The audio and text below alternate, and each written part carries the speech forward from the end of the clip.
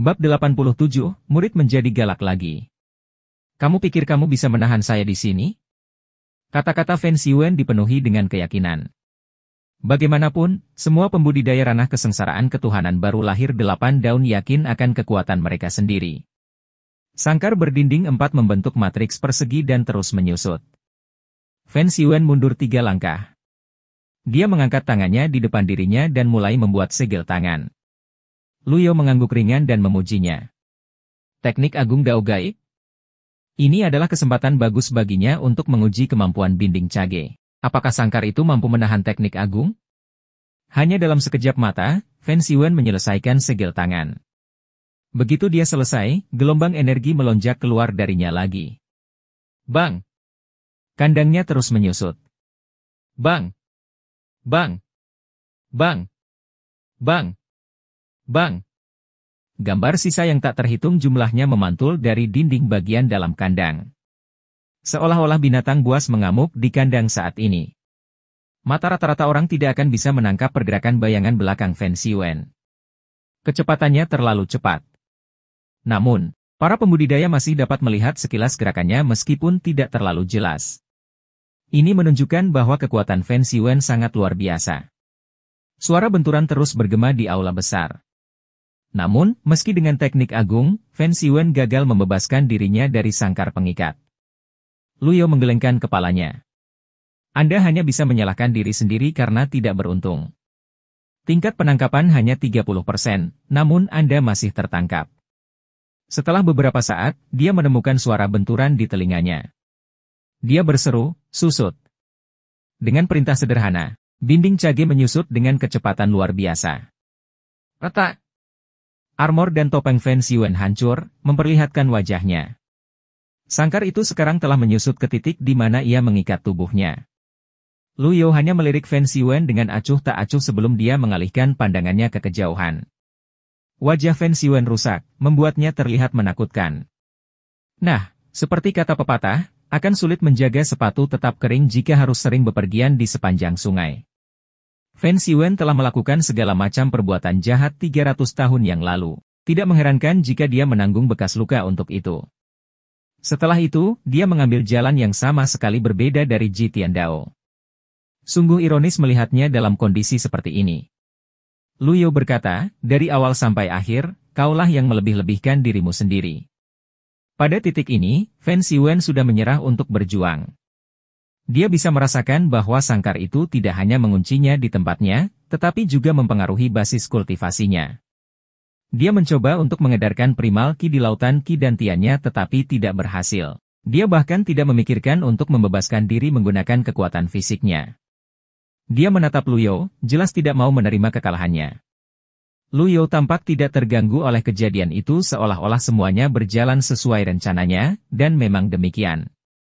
Otua Senior, apa yang kamu inginkan? Fen Xiwen bingung. Kekuatan Evil Sky Pavilion benar-benar melebihi harapannya.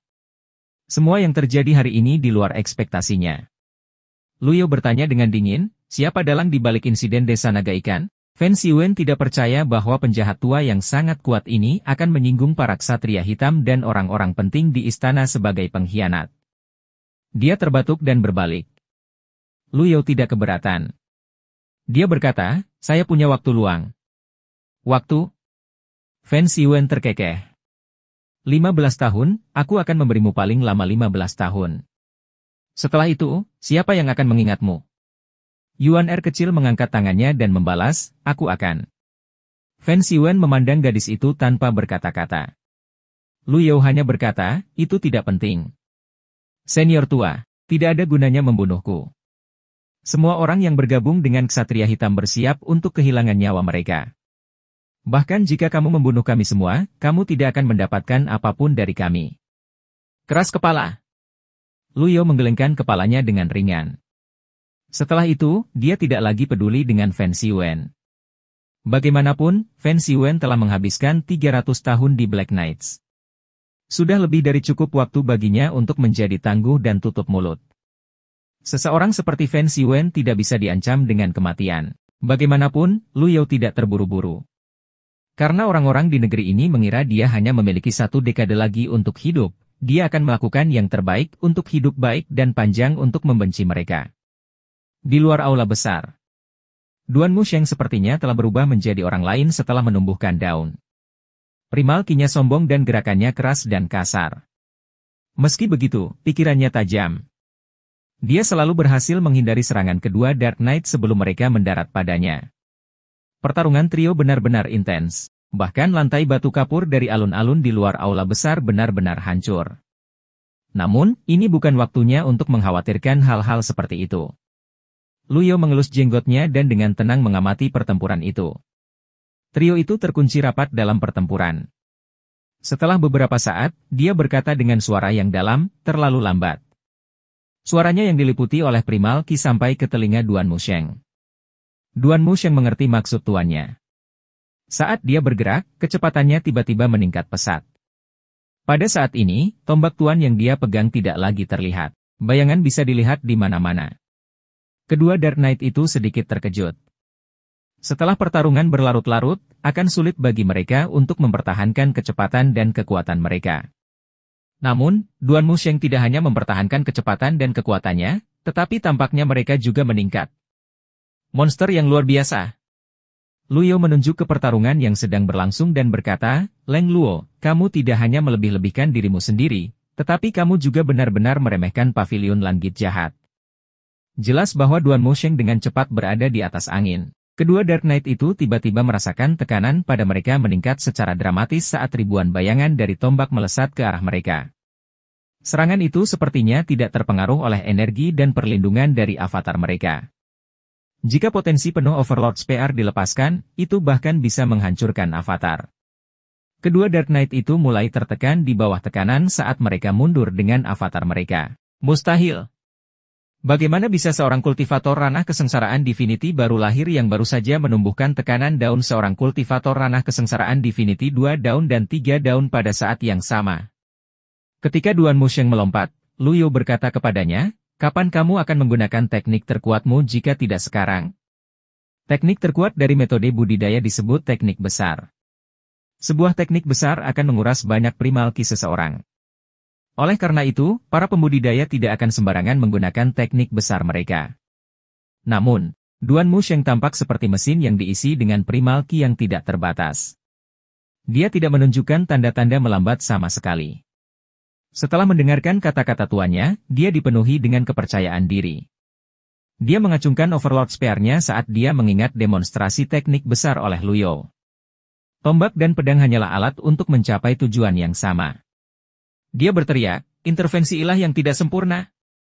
Dalam sekejap, bayangan tombak yang tak terhitung jumlahnya muncul dan turun. Mundur. Kedua Dark Knight itu mundur dengan cepat. Sayangnya, sudah terlambat. Bang! Bang! Bang! Energi pelindung kedua Dark Knight itu ditembus oleh Overlord Spear. Pada saat yang sama, bayangan tombak menusuk mereka dari kiri dan kanan. Dengan dua pukulan cepat, mereka dikirim terbang. Jatuh! Kedua Dark Knight itu mendarat di lantai batu kapur yang rusak dengan tabrakan. Darah mengalir keluar dari luka di bahu mereka. Saat mereka menekankan tangan ke bahu untuk menghentikan pendarahan, mereka memandang Duan Musheng dengan ketakutan. Mereka telah sangat dikalahkan. Tidak ada skema backhand atau serangan diam-diam. Duan Musheng telah mengalahkan mereka dengan adil. Ekspresi Luyo tenang. Dia mengelus jenggotnya dan mengangguk. Dengan kemenangan itu, kepercayaan Duan Musheng naik ke langit. Dia sangat gembira. Dia berlutut dan menangkupkan kedua tangannya sebelum berkata, terima kasih atas instruksinya, Tuan. Saya senang saya tidak mengecewakan Anda dan berhasil mengalahkan keduanya. Dia menunjuk Yu Chong dan Duan Yanhong dengan Overlord Spear-nya, khawatir mereka akan lolos dari bawah hidungnya. Fen Siwen mencengkeram jeruji kandang. Matanya dipenuhi dengan ketidakpercayaan. Ada satu lagi, kata Luyo dingin. Fen Siwen menelan ludah. Keyakinan dan keberanian awalnya telah dipangkas oleh pukulan terus-menerus. Bawahan ini tidak berguna. Bawahan ini tidak berguna. Yu Zhong dan Duan Yanhong berteriak serempak, tampak malu. Setelah mendengar ini, Yuan Er kecil berbicara, tidak perlu menyebut dirimu tidak berguna. Karena kamu dikalahkan oleh tuanku, kamu bisa membual tentang itu di masa depan. Duan Musheng menggaruk kepalanya. Bukankah aku yang mengalahkan mereka?